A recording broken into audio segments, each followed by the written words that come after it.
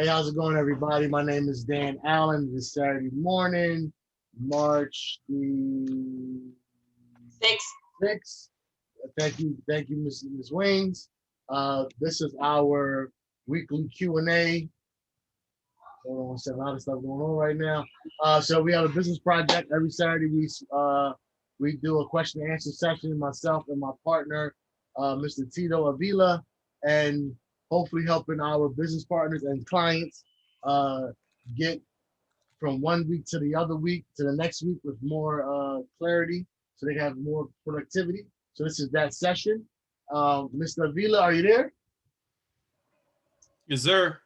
I believe that you are already the co-host. The call is yours. Let me unmute myself.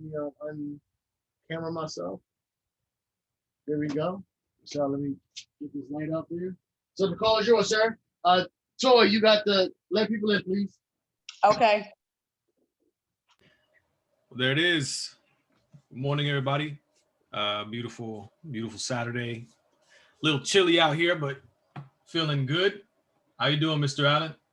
I'm phenomenal. I really appreciate your patience, sir. I know I booked some time with you, and then you gracious to put me on your calendar, and then I reneged. So I had one of those weeks where I wasn't keeping my appointment. So I want to restore my integrity with that. No worries at all. One. And then two, get back in your calendar again. We can make something happen today. Okay, perfect. That'd be beautiful. Absolutely. I know how it is. Believe me, out here in my world, I got a couple of little creatures running around all the time, throwing monkey wrenches. Yeah. And everything they see. So. It's this movie, right? And I recommend it for everybody. It's called The Adjustment Bureau. It got a whole department of people. It's a movie, right? That they are set to keep you on the path that you were on since your childhood, that trajectory that you were on. So personal development and resetting your goals and wanting to do something different, they view it as a variation. And they actually do stuff to get you back on what they call the path. And so if you live in the world we do with personal development, working to get a new skill, it's just a great pictorial imagery of the forces that show up to see how bad you want it. I like that. No, it's a great movie. The Adjustment Bureau. They should give me $1 for a referral. You know what? I believe I've seen that one. And it kind of loosely ties into kind of like the butterfly effect as well, right?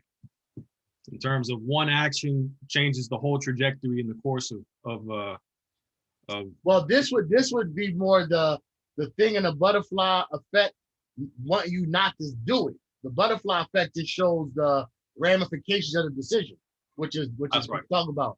This thing is the forces that want to put things back in line. I got you. Oh, your mom and dad had you at 13, you're a high school dropout, you can't go make multiple six figures a year, get back in line. You know what I mean? So it's the force to get you back in line. I got you. That old story running. I saw it a long time ago, but I remember it being a good movie. Put your personal development hours in it now, because you already like a yin Jedi master. Like you very, I'm saying, when I listen to you, I think about Igwe from the Kung Fu Panda, the wise turtle. So you're already on your Igwe. So I would love to hear your input from watching it and getting it from that perspective. I'll see it again for sure. I'll see it again. The new you. Get my wife to see it too. Yeah, I remember it being really interesting and really deep too. Man, some of these scripts are just like, wow. Yeah, no, it's like they think they're doing their job, messing my whole life up. Like, slow down, dog. I got something to do. Yeah, man. You come out of seeing a movie like Interstellar, and you're gonna have to just lay down for a few days. You know what I mean? I'm either watching Interstellar today. Thank you for the recommendation. I ain't see it. Oh man, it's out there. So, does anybody have any questions about anything trading related? We would love to kind of get this thing started. I don't want to. Yeah, feel free to unmute yourselves, or feel free to drop it in the chat. If you have a question, let's get to it.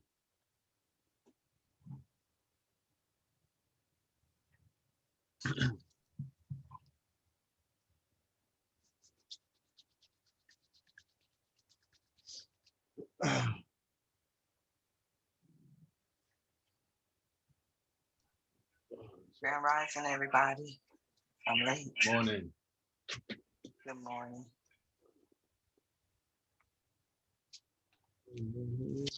Cisco is asking, what's the movie you guys are talking about? I'm talking about the Adjustment Bureau. Tito was talking about something else. Here, I'll type it here. Yeah. The Adjustment Bureau. There you go.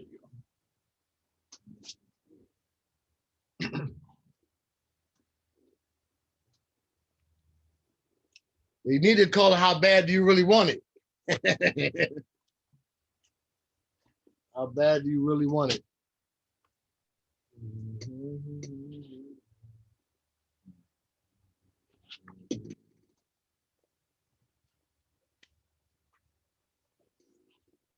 We could have a whole Zoom called that. Yeah.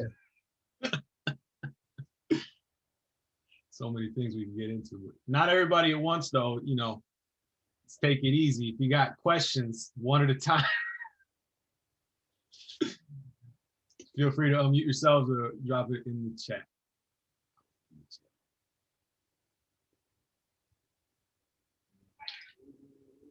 You know, that's something how people want to be millionaires and they want everything, and people don't want to change though. You know, we are, somebody put in the comment, this is comment Queen. And this is Queen anyway, it's early, so I'm trying to just keep my thoughts together here.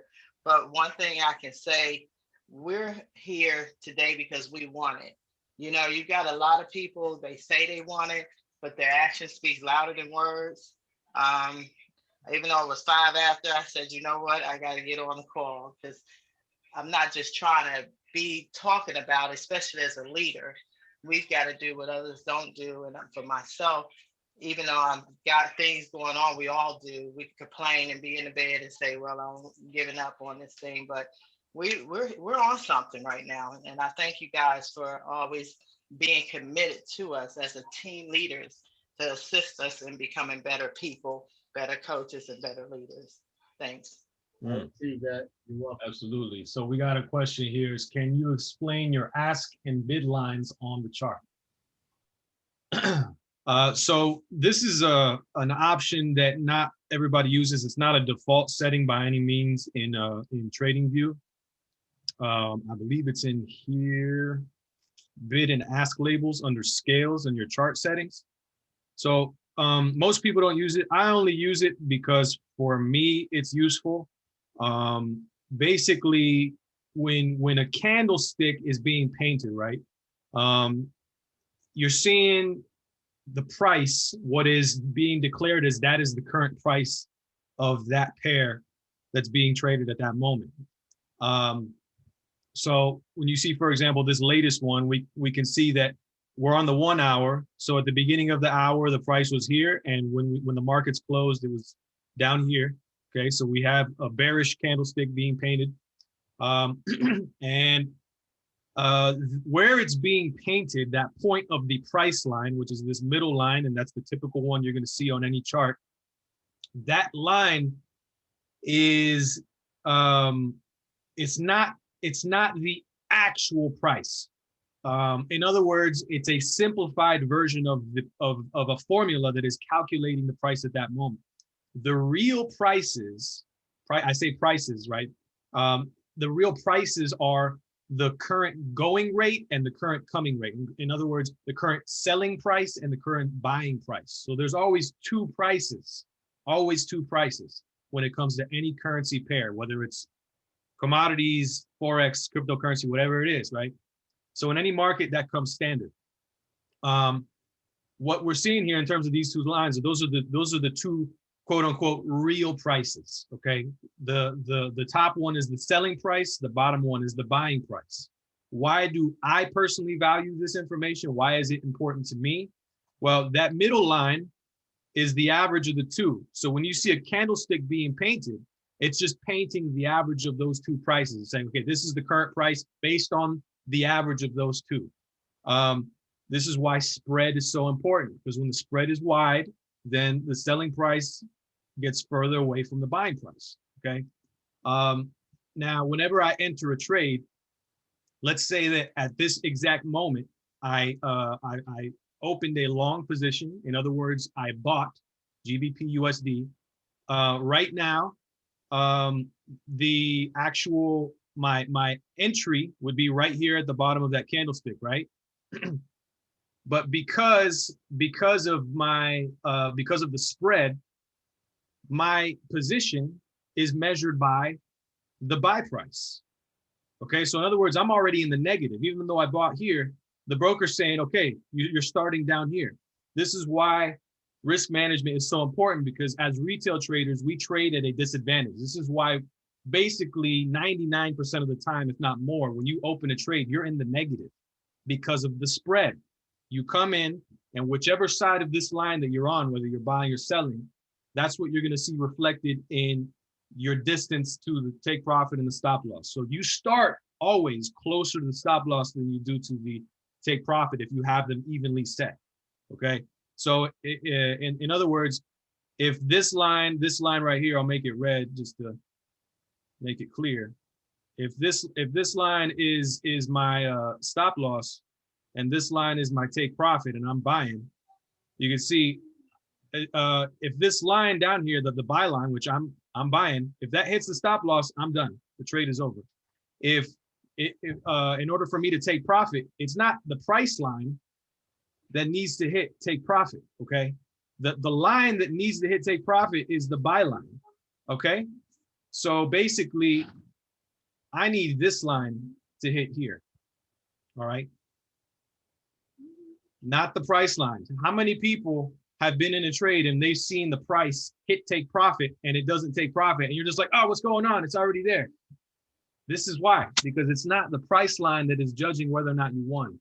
It's the line that corresponds to whichever side that you're on. In this case, I'm on the buy side. Does that make sense? Yes, thank you. Okay. So Can you go to the settings again? I'm sorry, this is Nikki. The settings of how you set that up? Yeah, I right click and then I go to settings, and then under scales, you see bid and ask labels. Okay, look, I'm just gonna screenshot it. Hold on for 1 second, don't delete it. Go ahead, Mr. Adam. yeah, so for me, there's two different participants at any trade. People that want the chart to go up, so they want to buy. People that want the chart to go down, so they want to sell. So I liken that to a crack table at Atlantic City, Las Vegas, wherever it is. There's some people that want the dice to hit the number. Some people that want the dice to hit 7, going with the dice, going against the dice. The bid and so that space in the middle is where the house lives at, right? So there is the house is the actual broker. So the way the market has full transparency, and so you can see the interaction between yourself and your broker, okay? So the price that's in the middle that Tito was pointing out, that's the price for the overall market. The bid and the ask are the entry cost and the profit model of the brokers, okay? So although prices, whatever that number is in the middle, if you want to buy from that broker, you got to come at that bid and that bid price. So that, and that difference between the actual price and the bid is how much you got to pay the broker to gamble at their casino. That's right. And the ask price is the price that's for the sellers. So if you're a buyer, the ask price is irrelevant to you because the broker said if you want to come and buy, it's here. So the broker has to be able to deal with the buyers and the sellers at the same time. That's why the crap game picture jumps in my head, or maybe a roulette table, right? Somebody bet on red or bet on black. The person or blackjack. There's somebody at the house that got to deal with both sides. And so that way you can see how they're dealing with you as fair as possible. Those are the lines you come in at. I think the price is going to come down. We're going to go at the ask price. That's for you. I want the price to go up. You're coming in at the bid. And so that's how you get to know what you're doing and which creates the spread, right? Because the spread is the difference between actual price and how much it costs to play at that casino. So very small variation between different brokers at any time, but that's your broker's model for how they deal with the bulls that want the price to go up and the bears, the price to want to go down. So is the cost of doing business is what the bid next is what it's showing. The the line shows you very fast, like Tito was saying. If you go into the market, you should all do this as an experiment. 5 to 6 o'clock Eastern Standard Time, any day next week. Look at your favorite pair and look at the spread, the cost to take the trade change, right? Then in the middle of your day, look at US 30, then look at Euro dollar. And you'll see that for different pairs, the brokers have calculated different costs to take that trade. And that's how you can see it pictorially with the bid and ask price. But that's what's actually happening. That's you having to pay the broker to get into the trade, and they're showing you how much it costs. Don't ask me. You see those two numbers, subtract them, that's how much it costs. That's what the broker's saying. You press the button, you already agreed to pay it. That's right. And that's why I have a question. I'm sorry. I was just saying that's why spread is so important, right? So like at this exact moment, the spread is at 15 pips because it widens once the market is approaching closing time significantly. So the distance between this price line and or the buy line and the sell line is going to be about 15 pips. So that's setting you back a significant amount of pips in addition to the distance of your take profits. You always have to add on that distance to whatever your take profit is. Mm-hmm. Go ahead, Shahid. I was just listening to something, y'all. I know you guys can clarify it because I constantly listen to it, but the physical hands-on what y'all showing right now is super great. But they was talking about, the trend line concept, and it was talking about how, and I know y'all can clarify it when you following the pair and you putting that trend line upon that pair. They were saying something about how sometimes you can, buy or sell, and you could put the trend line at the top of the candle and get a good read. And sometimes people put it at the top of the wick. Did that really make any difference? Can you kind of clarify that for me if it makes any sense to you? Yeah, this is a question that can be dependent upon who you're asking. Mr. Allen and myself, we may have slightly different ways of charting. Mr. Allen, if you want to give them, what your perspective is on this type of trend line drawing. Oh, Coach Max draws it with the candle, with the line chart, which is the version of the top of the candle. Right. And I use that when I'm doing line charting. Then when I get down to the 5 minute and the hour, I use it on the wick. So I do both. Now, I only did it on the wick at first, Shahid, because that's how I do it. But Coach Max said when she put on the line chart, she do it on the other way. So I shut up and put it on the line chart and do it that way. So, but what you do is, as you do it, you watch how price responds. The distance of the information is subtle, but it is a small distance of the difference, right? But it's still going in the same direction. So the fact that you're making the trend line to try to catch where price may be making an adjustment, that's the major part. And then to get the nuances, you have to draw them for yourself and just back test and forward test which one you like better. I end up doing both. If I got a candlestick, I'm putting them on the wicks. It gives me what I'm looking for. And when I'm doing my top-down analysis and I know I'm on a line chart, I put them where the turns are, which is actually the candle, not the wick. Appreciate that. Thank you very much. And So, Mr. Tito going to elaborate too, right? I mean, so for myself, so I think that, what I do is very similar to that. So like, for example, if I'm on the 4 hour, I might, do, so let's say I might do, let me show you here. What is that? Okay, I can't see it until then. Okay. Let me just adjust this real quick. So I might do, make it 4, put it on 4, so that way whoever watching this is a clearer. Okay. Yeah. Thank you. Yep. So yeah, I might do mine like this. Okay. Let's say on the higher time frames. use the lines, and this is ultimately the bodies of the candle really that you're lining up with. And then what I'll do is maybe I'll come down to, I mean, even if I'm on the same time frame, while I'm here, I'll just go ahead and start doing the wicks as a separate one. What I do is I use the dotted line so that it's a different one. That's decent. So in other words, basically what I have here, because I know Mr. Allen likes to talk about lines of defense, right? So the walls. So what I find is that by doing two separate trend lines, one for the bodies and one for the wicks, I have two separate walls, two separate lines of defense. I know that if this one is broken, that's significant, but this one is still there. And I find that a lot of times it will break one, but still respect the other. So depending on which time frame I'm on, I'll make it different sizes, right? As I go down in time frames, I'll come down to like the 1 pixel. And then up here, maybe a different color on the 4 hour on the daily and bigger ones. But basically by doing it this way, I'm monitoring two different lines of defense in terms of trend line. And that helps me make a decision in terms of entry, especially if I'm trading inside of a channel, which is the distance between support level and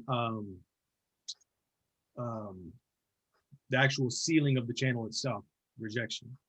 So that's just how I personally chart it out. Man, both of you gentlemen, that was super hot, man. That was super helpful. Thanks too. Wow.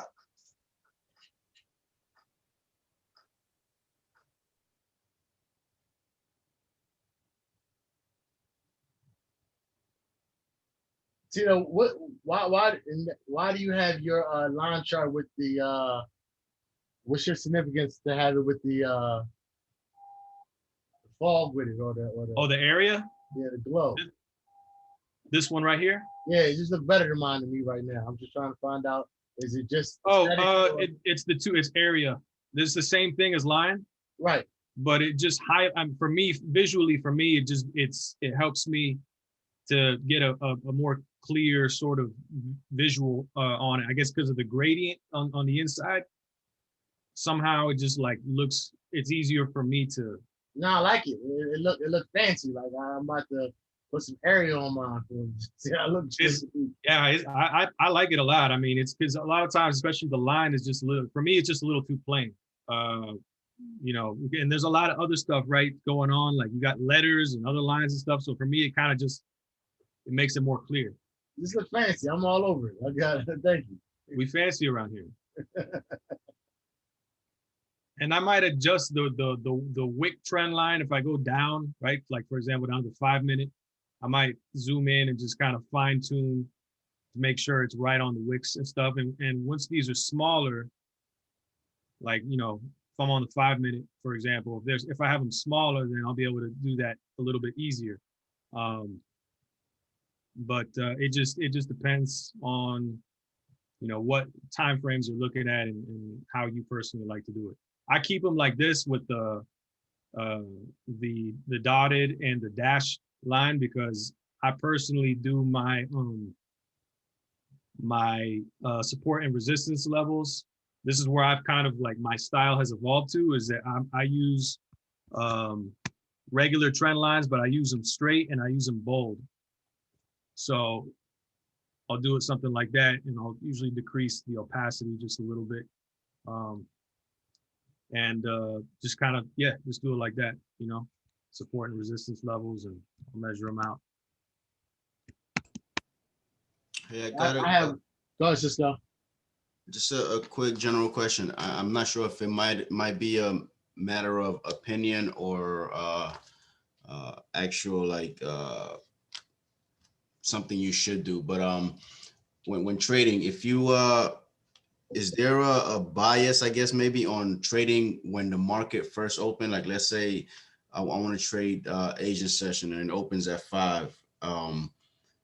Is it would you recommend or not recommend at 5:01 if I see something that, you know, is it too early to move in when the market first open, or like should you have like a grace time when to kind of start trading after the market opens?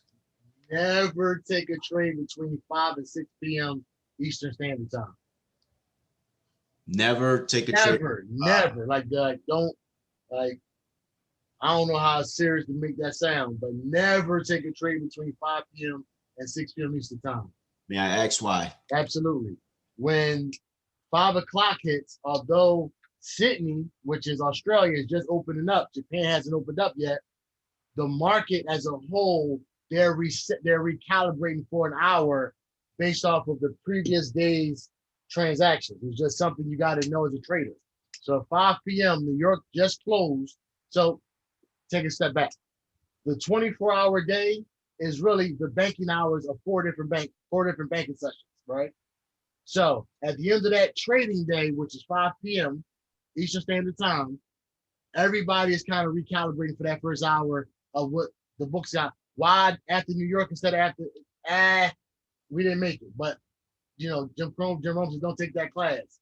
But between 5 and 6, they're gonna throw the spreads crazy at you to punish you for getting in the trade. Why they got to do these recalibrating of the books? So for this week, get that bid ask that Tito just showed you, and then if you can get home, whatever pair you trade, watch the bid ask spread, the little lines between, then watch them between 5 and 6. Them Jones go all crazy. Then the market does an up and a down. It's still white on here. Let me see, probably not, maybe so. No, okay. So Phil had an experience in a trade between that time. But that's what's happening between 5 and 6, let's go. So now after 6 o'clock, there's different things to consider based on what session you're talking about, right? So at 6 p.m. Eastern Standard Time, when Japan is coming on, Sydney had already been on for an hour. So it's already a mixed session, which is why they call it Asian, because there's 2 sessions happening at one time, right? So then you got, when London comes on, that's different. But when New York comes on, London has already been on. So the way you asking is a lot of little nuances that we can put in there. But the one clear thing is, don't be in the market between 5 and 6 o'clock. Then if you take a trade 2 minutes before 5, right? So you're in before 5, you're gonna get hit with a swap fee. If you in an existing trade when 5 p.m. hits, because they're recalibrating for the next day. All right, got it. All So right. yeah. Thank you. Unless you I got, have- go ahead. I have a Sorry, qu- what you know? I have a question. Can I just interject and build off of his question he just asked? Does that same rule then apply to any of the other sessions opening up? Like, for example, when New York is opening up that morning? No, because I'm talking about specifically the market is resetting itself. That only happens on that 1 hour. Yeah, Okay. 5 p.m. Eastern is a hands-off time for the entire Forex market worldwide. That's the hour that nobody touches unless there's some institution that feels like doing something crazy and bringing the train through town and just doing some kind of stop loss hunt or whatever it may be. Nobody comes in. So check Cisco. You see up here, where this arrow is pointing. You see that number 20, right? Mm-hmm. That's the spread. Okay, and the market closes on Friday at 5 p.m. Right at closing, it just jumps up to that time. If you look during the week, between 5 and 6 p.m., it starts to jump up to crazy numbers like these. To put that in practical terms, like if we're looking again at these ask and bid lines, which I just call them the sell and the buy lines. If I'm entering a trade right now, this is how important the spread is. So if I come in and I had said something without much precise accuracy earlier, when you enter a trade, if I'm buying, when you enter, they put your entry at the sell line, but you're actually at the buy line, right? So in other words, basically what's going to happen is, let's say that you came in and you're here at the sell line. Let me see if I can highlight that. And basically, that's where you entered. But right now, you started off down here. So you started off 20 pips in the negative because of the spread. Mm. And if this right here is my stop loss, and this is my take profit, those 20 pips put me 20 pips closer to my stop loss from the beginning. I started at a major disadvantage. So I have to recover those 20 pips just Wow. to go back to the beginning. So this is that window, 5 to 6 is just asking for trouble. Yeah, say no more. I got 5 to 6. Yep. Cool. Thank you. I could just imagine somebody at the casino and they see an order come in between 5 and 6. I'm silly. We got one. If you're the house, yeah, man. If you throw the trap out, it's like, oh, they're coming in. We got a few. Oh, someone just came in at 15 pips in the negative. Yes, sir. Okay, so I have a question. Mhm. I think it's NFP. Non-farm payroll. Oh boy. Right. So how long does that usually go? First That's not Friday. just one day, right? The first Friday of every month. It starts around 8:15, but officially at 8:30. It goes for about 15 minutes officially, but about a half an hour. But if you watch some of those variations, it lasts throughout the day. But for you're talking about specifically 8:30, it pops. I have some people I know that won't trade nowhere near it, and I have other people I know that they base their trade strategy around it. Some people I know wait all month for non-farm payroll, and they got a certain way they trade to be able to take they want to ride that volatility that's going off throughout the U.S. pairs. But for the most part, what I tell people is, unless you really, really want to go and jump into that water, stay away from non-farm payroll. Which is one of the reasons I don't trade on Fridays. So I don't even got to think about which Friday it is. I just take off on Fridays because I remember being at my job saying I work too much. So, but that's what it is. It's called non-farm payroll. And anybody that's trading a live account should read up on it. Well, unless you want to learn the hard way. Which is most people. Hey, I bet you I learned though. But you won't do that no more. Oh, you're gonna learn. That NFP will teach you. Learn today. But I have a question. if you're ready for it, it could be super fun if you prep. Yes. My question is, how do we get into the Bitcoin market? Want to trade? I mean, is that not traded here? That's a Rambus question because Rambus.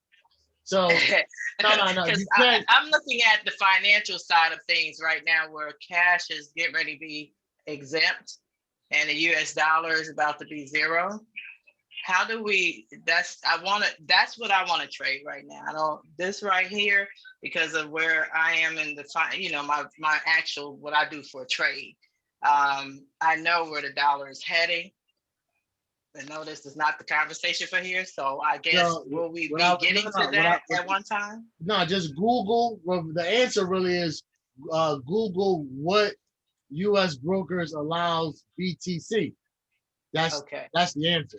The reason why I brought up Rambus is because he uses a VPN and then does creative stuff with it that I'm just gonna stop right there, right? But so you said I'm gonna stay in my lane. Okay. No. I'm not. I'm just saying because I don't want to put his thinking on a recording. So I want to say he uses a VPN and he uses.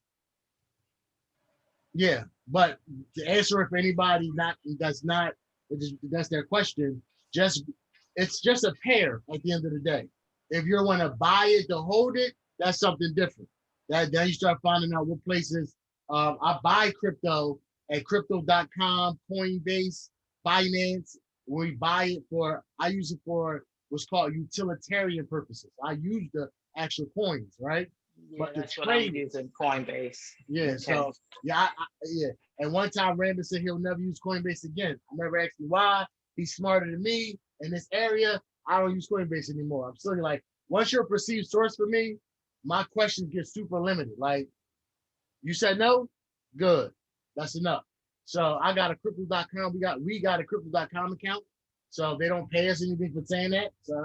So they don't give good service. So that's for buying and holding it or using it in the actual markets. To trade it, you will find out which broker allows it on their platform, just like any other pair.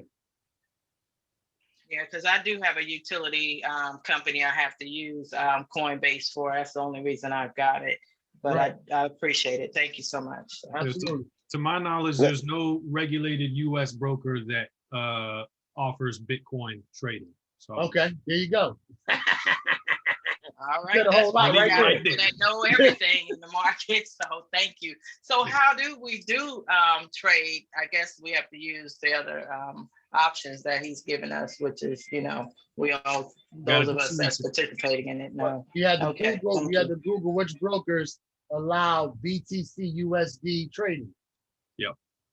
From the looks of it, all that's going to change anyway. But let me ask both of you gentlemen this real quick. Based on what I'm learning, because I'm a terminologist, I call myself a terminologist and a phraseologist because I didn't listen to the Epic University during drive time to work, which is an hour and 5 minutes to work and back. So I'm re-looping, the Epic University's all the classes and everything. So when I hear you guys talking, I hear people have conversation, I'm like, I'm not lost at any of the conversation piece. But based on what I'm seeing in this wonderful opportunity to learn how to trade, it seemed like to me, you guys tell me if I'm right or wrong, the trading, it encompasses everything. People that's participating in the shares out there, like the Bitcoins and all. It seemed like once you learn how to mark up these charts and you learn this skill set, we're in position to like really get a piece of everything that's going on in the financial world, period. So first, because I know you're a terminologist, the term shares does not have any place in foreign exchange trading. Shares is something that goes with stock market and buying pieces of that company. You buy shares, right? So that's only because you said you're a phraseologist. So what you're saying to me though is once you learn technical analysis and know how to trade on a chart, you can, yes, take that skill set to any discipline, whether it's metals, stocks, options, and all the other stuff that go with that. So yes, our skill set is transferable, but just for you specifically, the word shares is a stock word, not a Forex word. Okay, thank you. Absolutely.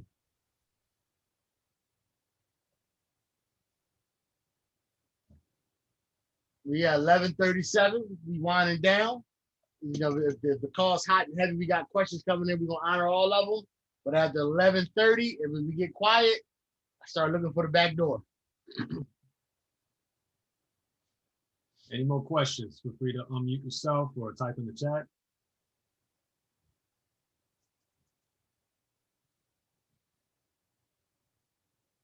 Hey, Deidre, miss you. Mr. Ramage, you want to jump in here and Hey, miss you too. Mr. Ramage, you want to jump in here and close it out with your thoughts? Absolutely. Thank you, sir. Again, appreciate all that you and Mr. Avila do. There's so much value in this Saturday event and this 1 hour that, again, this is something we don't pay for. And I don't think people quantify the value of being part of the Freedom family with all the non-paid for products that you get. You don't pay for this and so many other benefits just for being part of this movement. So I think we should be screaming from the top of the hills, having people join this community just based on the value you guys are bringing, let alone all the other values. So appreciate you all. To comment on Queen's question, you're right. All Forex brokers don't offer BTC. There are some, I don't really know them. So yeah, you'd be best suited to Google that. If you're looking to trade it, you can trade it on a Forex broker. Primarily my trading with cryptos is done on non-Forex brokerages, which are pretty much, well, they're purely cryptocurrency exchanges. They only exchange crypto and not any fiat currencies. So that's kind of like my preference. If anybody wants to have a sidebar, let me know and we can discuss those exchanges. I won't, like Mr. Allen said, I won't reveal my hand on this recorded call. But there's also many ways to hold the coins, to actually accumulate and acquire these assets as if they were gold, silver, or real estate. They are digital commodities. And you don't have to trade them to hold them. You can just buy them like on the app that Queen talked about, Coinbase, BitPay, blockchain. Well, you can't buy it on blockchain. Crypto.com is my favorite wallet. And there's about 1,000 apps that you can download now that let you store your Bitcoin and let you buy and sell it. In fact, this space is becoming so mainstream. Not only are the largest hedge firms and investment firms in the world heavily investing in the space, they are also participating in actually holding, buying and holding and acquiring, not just investing for their customer base. So they're actually holding it for the long term. Large institutions like Tesla and others like it. So you can actually buy it at PayPal. You can buy more than just Bitcoin on PayPal, on Cash App, and exchanges like that are much more mainstream and common, even on Robinhood. So again, great class, a great question and answer today. Today, of course, we have our noontime opportunity Zoom that happens today, twice today, 12 o'clock and 9 p.m. So if you're on the B quadrant side, you want to build the residual income side of our opportunity, definitely promote heavily for noon and 9 p.m. Get your guest on, and you get them on, we'll get them in, okay? That happens every day. So make sure your organization knows every day, Monday through Friday at 9 p.m., we give you guys a quality presentation from people who are having success, right? It gives the documentation side to what we're screaming from the hilltops, that Epic is the greatest opportunity in the land. So again, make sure you promote heavily, 12 o'clock, 9 o'clock on our Epic opportunity line, which is 777-434-6287. That meeting ID for Zoom, again, is 777-434-6287, 12 o'clock Eastern, 9 p.m. Eastern. Sorry if I'm breaking up, I'm traveling. Also, 1 o'clock, Success Lab. Every Saturday, you get to hear from our corporate staff and all the great visions that Epic actually has planned and in place already. Great promotions and things of that nature. So if you haven't heard, we have a couple promotions in place right now. Epic is offering a reduced entry price for Bitcoin. Ironically, was part of our subject matter today, right? So if you have enrollments in Bitcoin, they have to come in by buying into Epic using Bitcoin. They get a reduced entry of $99 right now. And here's a great way to get people reinstated. They get a discount. So you can get reinstatements of people who actually have gone inactive if they buy back in with Bitcoin for $119. So they're just kind of moving people into this digital world, kind of like without any force or any resistance, right? Those kinds of things actually allow people to get involved with a smooth transition. When you're incentivized to actually participate, people will participate with less rejection. And that's exactly why we have our incentive program with Bitcoin giveaways when people hit founder and above, which many of you may have heard about. That is also a team promotion we're running this week. It ends on tomorrow, right? Any new founders and above will get bonus money, right? New founders, $100, founders 600s get $200, $300, $400, $500, all the way up the rank advancement line. So guys, I would encourage you to not only, focus on your trading skills, but go ahead and rank up for those who are building the B side of our business, because this week alone, it gets you some extra cash to trade with. So again, great job again today, guys. Make sure you promote for all of our opportunity Zooms at 12 and 9. And I'll see you guys at 1 p.m. on the Success Lab. which is at opportunity.epictrading.com. I'll turn it back over to you. Thanks again. It's all yours, Tito. Absolutely. Thank you, Mr. Rambis, Mr. Allen, everybody for your questions. If we didn't get to your question, please feel free to drop that in the GEP chat. And if you're not in that chat, get a hold of your sponsor and we'll make that happen. In the meantime, have a wonderful weekend and see you back around again next week. Take care. God bless.